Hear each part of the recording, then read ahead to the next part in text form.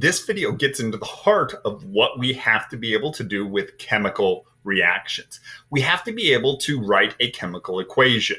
We're rearranging the atoms from the original reactants and how they were bonded to the products and how they were bonded.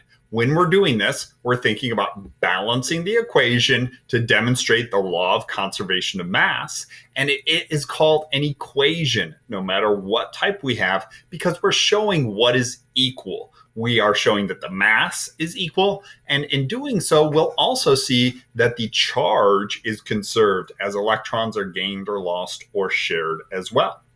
There's several types of equations that we can write for chemical reactions. The one we might be most familiar with is a molecular equation. And this is not unique to things that are covalent or molecules. It's just the one that kind of shows the full chemical formula.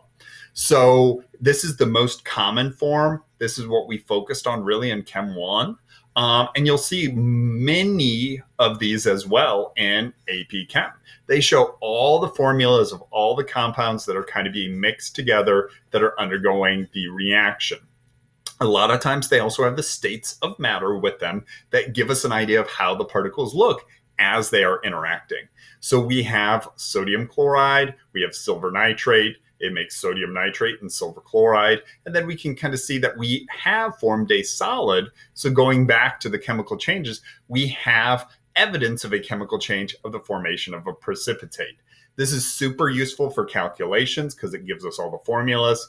If this was not a 1-to-1 to 1-to-1, we would definitely need some coefficients in there. And that would be helpful for our stoichiometry or our mole ratios.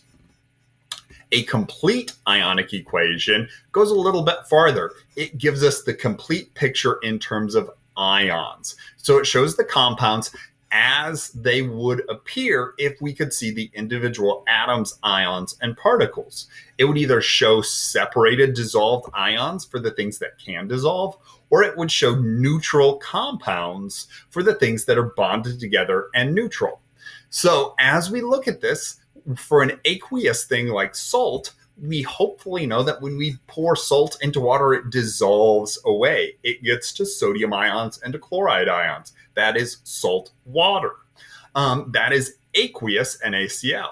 Well, silver nitrate's also aqueous, so it breaks apart in a similar way. The positive cation and the negative anion. So when we have these two chemicals to start off with, they're not really bonded together. They're separated ions floating around in water. At the end, it showed us that the sodium nitrate was still aqueous, meaning that although we consider that a product that we made, those two ions are not bonded and stuck to one another. But here it shows that AgCl, silver chloride, is a solid. That was the precipitate that we formed. And this shows us that we had a whole bunch of things floating around, and some of those things that were floating around became a solid. So this is a really good picture of how ions, atoms, molecules are changing throughout a process. But it does have a whole bunch of stuff in there that's kind of getting in the way. So many times we will be asked to write net ionic equations. Most of the equations that you write on the AP exam are net ionics, and often even in multiple choice, you have to narrow something down to a net ionic. So the net ionic is important because it's still an equation. It's still focusing on the ions, but being net, it's only showing the things that are actually undergoing a chemical change. Up here, we said, well, I had salt and I had silver nitrate making these things, but really the sodium was floating around at the beginning and at the end. It was floating in water and then it's still floating in water. So it didn't change how it acted before and after. Technically, the sodium didn't break any bonds nor make any bonds throughout that process. So it was present but didn't react. The net ionic focuses just on the things that reacted. Chloride was floating around by itself, but then became a part of a solid. That is different. It was by itself, but then it made a bond. That is the true essence or the true part of the chemical change here. So this is very focused. It focuses only on the substances participating or the things that are changing their state or how they are bonded. Chloride and silver go from aqueous coming from two separate sources to a solid together, being silver chloride. With each experiment that we do, we're really going to try to focus in on the net ionic to understand what is the change that is occurring. When that's happening, we've got this longer equation up here that has more chemicals in it. The chemicals that were there but didn't do anything or just kind of watched the reaction are called spectator ions. Sodium ion and nitrate ion specifically in this example. They were present but were unchanged. And when you are asked about specific spectator ions, you want to use that as the definition. They were present, but they did not make nor break bonds. They did not change. And we want to be very specific about how we know and can show that. So then we may wonder, well, how did we know to break these apart yet to keep these together? And there are rules we will use. Pure solids, liquids, or gases. So if you see an S, an L, or a G after a molecule, we will keep those written together to show that they are bonded. Even H2O, that's a pure liquid, we would show that as the H2O molecule. The aqueous substance are the ones that are sometimes written together, but sometimes separate, depending on how they act when they're in water. Some substances dissolve in water and actually break into their ions or dissociate and separate into charged ions. And the ones that do that are called electrolytes. So in Gatorade and Powerade and whatever your preferred one is, and Smart Water, we have electrolytes, which are the dissolved ions. They're called electrolytes because they do conduct electricity, because those ions are able to freely move and carry the electric charge through the solution. If something dissolves and conducts very, very well, it's a strong electrolyte. They completely break apart or dissociate. They conduct well, and we show them as two separate ions. In the previous examples, sodium and chloride would be strong electrolytes. Silver and nitrate would be strong electrolytes. And even as products, sodium and nitrate are strong electrolytes. Those are all examples of soluble salts, but we'll also see there's strong acids and strong bases, which we would write as completely separate particles. Some substances dissolve and dissociate just a little bit. They can conduct, but not as well. Those are called weak electrolytes. We'll spend a lot of time on this in the acid-base equilibrium chapter, but it's important to be introduced to it and start to apply it now so that it can sink in even more. But weak electrolytes are shown as bonded particles because only a little bit, and usually it's less than 10% of it actually breaks apart. We show it how most of it is, which is bonded together. Weak acids and weak bases are weak electrolytes. They do dissolve, and a small percentage does dissociate, but most of it doesn't. So they can conduct, just not very well.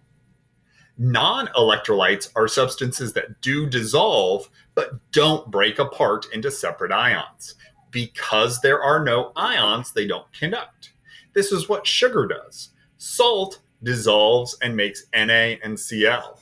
But sugar dissolves and stays with the 12 carbons and the 20-something hydrogens and the oxygens all bonded together. So when we write their formulas, we show them all bonded together. And since we have no free electrons nor free ions, that does not conduct.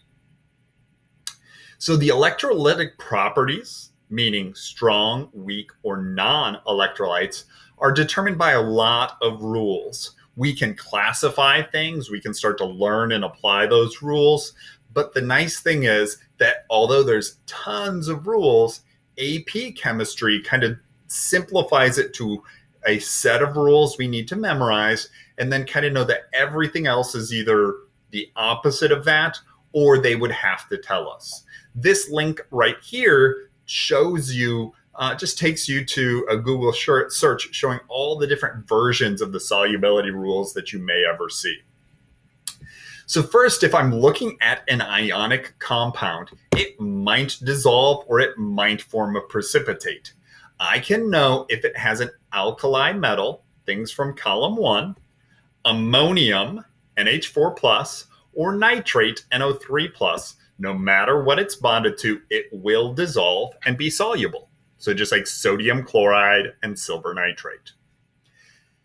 Down here, sometimes it can form a precipitate.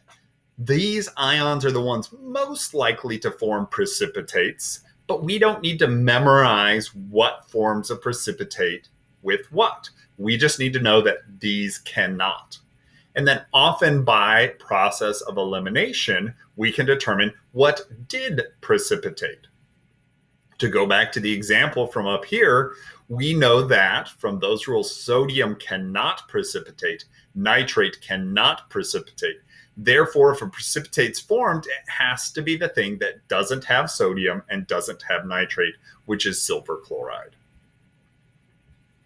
We also talked about strong acids and bases and weak acids and bases, which we'll have an entire unit on. But there are 4 strong acids we need to start memorizing and practicing now. Hydrochloric, hydrobromic, hydroiodic, although not anything else in that column. So don't assume it's everything in that column. Sulfuric, nitric, and perchloric. And there's some others close to these that are not strong. So these are strong and would be written as a hydrogen plus ion and a negative anion. Any other acid, though, we would say or assume or know is weak and would be written still together unless they specifically told us. Bases, instead of having H, usually end in OH. So anything that has OH bonded to a column 1 or column 2 cation, the alkali metals, the alkaline earth metals like sodiums and calciums, those completely dissociate. Those are considered strong. So everything up here we write as separate ions. Everything down here we write as molecules, or we write together. So all other acids, all other bases, all other aqueous things, and then once again any solids, liquids, or gases. We memorize these few rules and figure these out by process of elimination. And then we also remember from previous classes, but to state it here, that we balance the number of atoms and even the charge using coefficients. The states of matter are super important. We'll have to deal with aqueous things a lot, but also solids, liquids, and gases. We will deal more with reversible reactions, reactions that have special symbols like a triangle or a delta for adding heat, or special cases where we have chemicals that are not on the left side nor the right side, but appear above the arrow and are a catalyst.